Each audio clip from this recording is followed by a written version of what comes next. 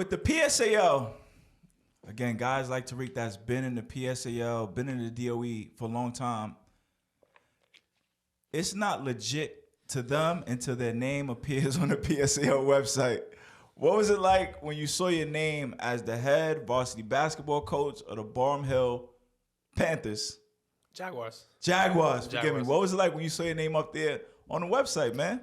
It was cool, but it still didn't feel real because I wasn't in the gym yet. Like I legit never. I haven't stepped foot in there yet. Like I didn't go in for an interview. I didn't go in for a demo practice. I never stepped foot in that building until had gotten hired already. So it didn't feel real. And I remember saying this to like everybody I know. Like, oh, you excited? I'm like, yeah, it doesn't even feel like it happened yet. Mm-hmm. So, how'd you first learn about that opportunity?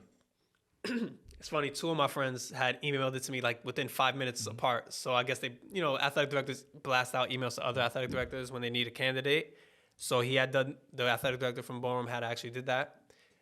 Baker's a athletic director at Wingate. Shay's the athletic director at Adams Street. So they both sent me a text like, yo, right here. So I said, okay. So Kayvon Baker, the man who had recommended you for the Wingate job, and would ultimately replace you as the head coach at Wingate, sends you a blast about this now new varsity position. Mm-hmm. He would also write a recommendation too, no? Yeah, him and Shay both did that. And the athletic director had mentioned it too. Let's stay here for a minute. This is like a sterling example of what maintaining your integrity can do. It's true. It's like serious, Taz. Like you could have just blew people off. You could have said middle finger, but you conducted yourself honorably, even when you were disappointed, even when it was a tough situation. And because of that, you had a network to rely on to keep you informed of different opportunities, to write recommendations.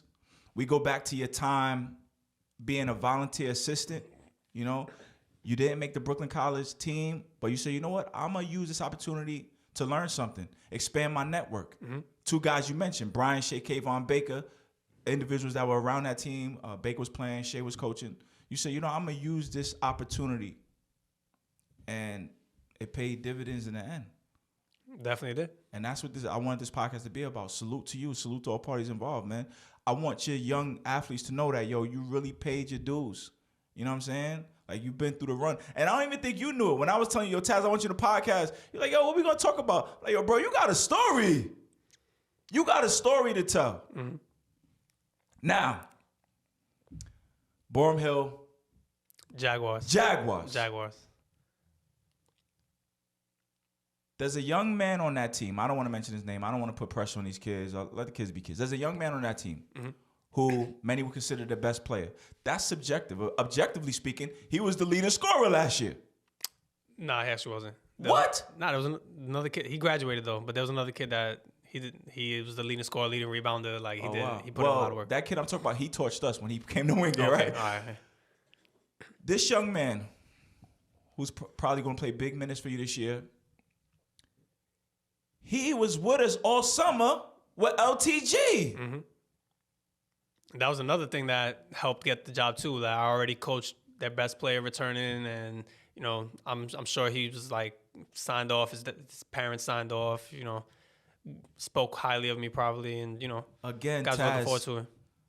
That's doing part to you, staying the course, hanging with LTG. Like it kind of all coming full circle.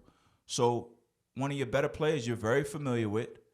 What was it like when you first walked into the gym as the head coach the Boerum Hill Jaguars? So there's a coach.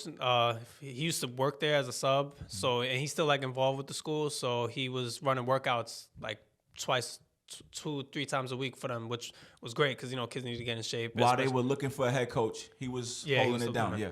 So I walk in the gym. I know him, Coach Boerum. I knew him because I had followed him on Instagram for like years already. Mm-hmm. And then on the phone, the athletic director was telling me what was going on, and I was like. I heard the name. I'm like, wait, that sounds really familiar. And then I noticed this dude that I randomly just followed on Instagram. So he did a good job, holding it down, putting them in workouts, keeping them sharp.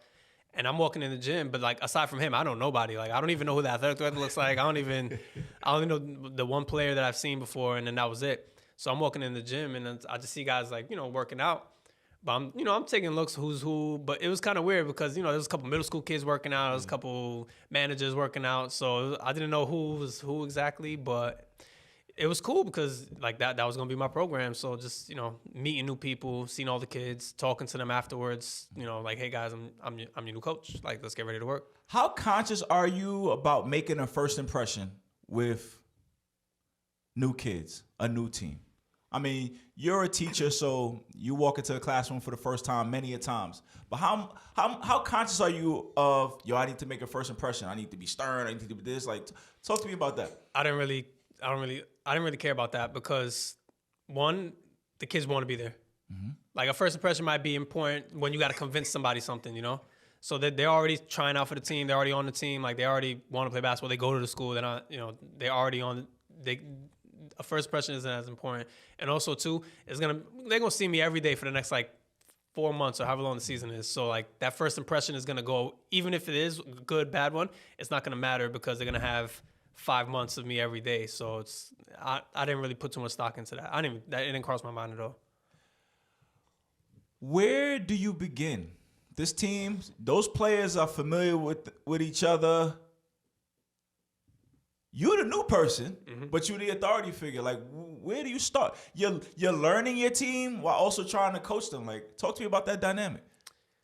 So it's true. Looking at them at the workouts and at tryouts, I'm trying to think, what could we do? Because, I got my foundational stuff that I just want every team that I ever have to do.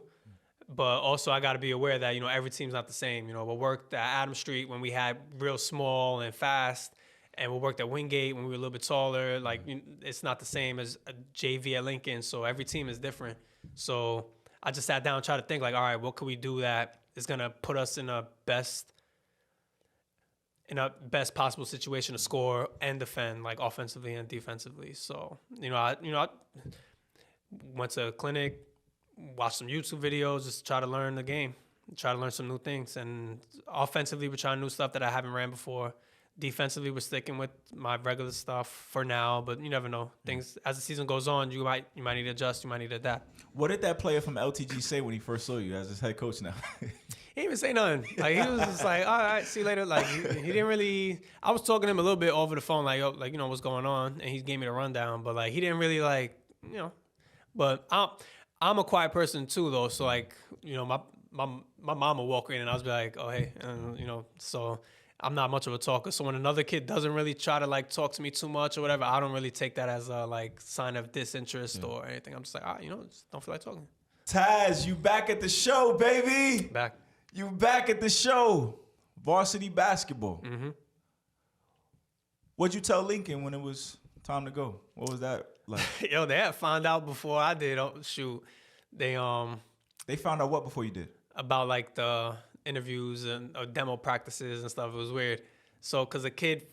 they found out before you told them. Yeah. So, the kid from the first school, hit up Coach Dean and was like, yo, this guy? And then that's how the basketball coaches found out, which, I wanted to get ahead of it and let them know, but I wanted to know if it was serious first, because I had been on an interview before for teaching where I was on my way to the demo lesson. I had an interview already. I was on my way to the demo lesson. I'm printing out my lesson plan at Staples. And then as I'm printing it out, I see an email pop up and it's like, yeah, never mind, don't come. Wow. Literally 30 minutes before the interview. Right. So I always try to wait until it's a real offer or. So that name is on the website. Nah, maybe not. Nah, then that would be too late. But at least a legit offer, because especially because coaching is just a per session thing. So that's not even that could just come and go. They could offer it, take it right back. So I wanted to wait until it's a legit yo, we want you to be the coach here. So that's what happened with the first school. And then the second school, and then at Boerum Hill, apparently the principal at the school knows the principal at Lincoln. So she had probably hit him up or something and was just like, hey, do you know Coach Taz? And he was like, oh, really? So I'm sure the athletic director might have caught a little slack for that.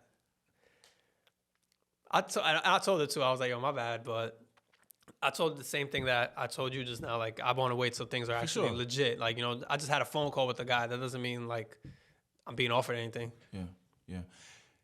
And again, learning this DOE stuff from you guys, these jobs are hard to come by. Because if somebody gets locked in, what do you call retention rights? Yeah, for coaching, it's retention rights. If somebody gets locked in, what is it, 2 years? I feel like it was 2, and now it might be 3. I don't know, but I think it's something like that. It's hard to get them removed. Mm-hmm. So somebody could get into one of these jobs for 3 years and they could be locked in forever, no matter how good or bad they coach. Mm-hmm. So just think about it. Like if you went to Boys and Girls and you had desires of having that job in this lifetime, that belongs to Lovelace and nobody can remove her. Mm-hmm. See, me, I was thinking of it like professional sports. Like, if they have a bad record, they get fired, get somebody. Not in the DOE, not in PSAL. So these jobs are hard to come by, man. And I'm so extremely happy that you are back at the show. What do you know about Boerum Hill before you became head coach? Like, what's the school's history in this city? I know it was called Global Studies beforehand, like around when I was in high school and before that. Really? It was called Global Studies High School or Global Studies, High School of Global Studies. There we go. So I think maybe like 2 of my older friends from up the block like went there. Mm-hmm. Like I don't think they ever said it was like a great school, but then I don't know. I think as the neighborhood changed, the school changed a little bit or a lot. So, and it's not just Boerum Hill. There's Digital Tech High School in there also. Okay. And then there's a charter school for like elementary schools in there as well.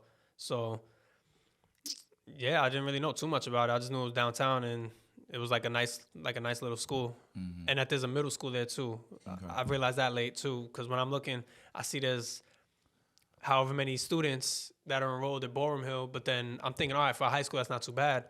But then I realized, oh shoot, it's not just like it's for both high school and middle school. So it definitely, I didn't realize how small of a high school it is. Mm-hmm. But I didn't really know too much about it.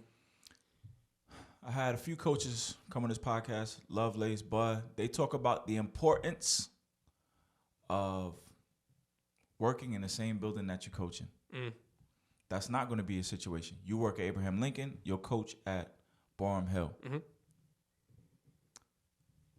How much of a challenge is this?